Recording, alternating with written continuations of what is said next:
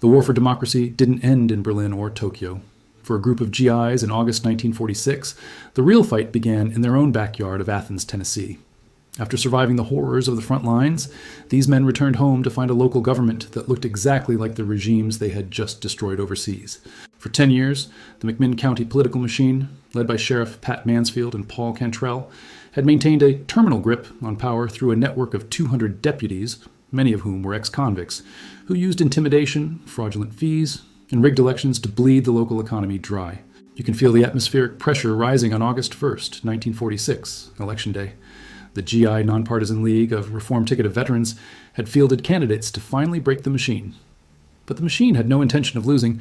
By early afternoon, the deputies began a violent atomic repricing of the vote. They beat an elderly black voter named Tom Gillespie and shot him in the back when he tried to cast his ballot. They arrested GI poll watchers and seized the ballot boxes, barricading themselves inside the red brick county jail to count the votes in secret. The signal was clear. The system was dead, and the law was being stolen in broad daylight. But the machine made a fatal miscalculation.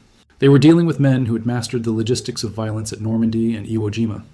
Led by Bill White, a veteran who had fought at Guadalcanal, the GIs broke into the local National Guard armory and seized 60 M1 Garand rifles, 2 Thompson submachine guns, and plenty of ammunition. By 9 p.m., nearly 2,000 citizens and veterans had surrounded the jail. And when the GIs demanded the release of the ballots, the deputies responded with a hail of gunfire. The standoff lasted for 6 hours of intense urban combat.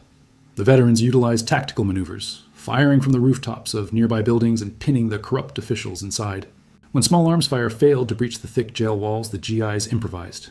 They began tossing bundles of dynamite at the building, eventually blowing the porch off and shattering the deputies' resolve. By 3:30 a.m., the machine surrendered.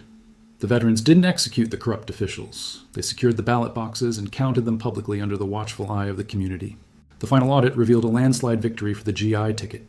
The Battle of Athens remains the only successful armed insurrection in American history since the Revolution that was fought specifically to restore the integrity of the ballot. It proves that a high-austerity political machine cannot survive when a population decides that their freedom is worth more than their safety. The veterans of McMinn County showed the world that democracy isn't a gift from the government. It is a ledger that must be balanced by the courage of the people who live within it.